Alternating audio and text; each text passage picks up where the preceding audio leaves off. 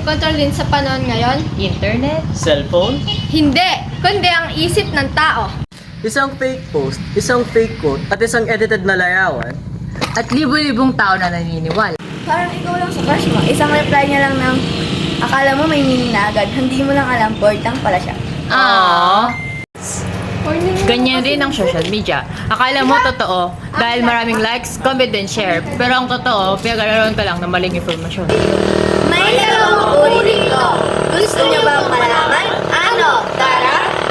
Una, misinformasyon. Ito ang maling informasyon na naibabahagi ng hindi sinasadya.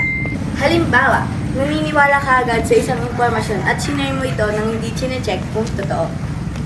Pangalawa, disinformation. Ito ay maling informasyon, sadyang ginawa, payamadlin lang, magkalat ng takot o manipulate ng mga opinyon ng mga tao. Kaya sa susunod din may makita kang makakagulat na balita, huwag mo na mag-share. Magtanong ka muna. Gaya ng ano? Saan galing ang informasyon nito? Totoo ba ito? O may ebidensya ba? Tandaan, hindi lahat ng viral ay totoo at hindi lahat ng trending ay tama. Kaya bago ka mag-click ng share, siguraduhin tama at makatotohanan ng iyong ipinapasa at hindi puro kasinungalingan. Dahil sa social media, hindi sapat ang pagiging mabilis. Mas mahalaga ang pagiging mapanuri. Think before you click, verify before you share.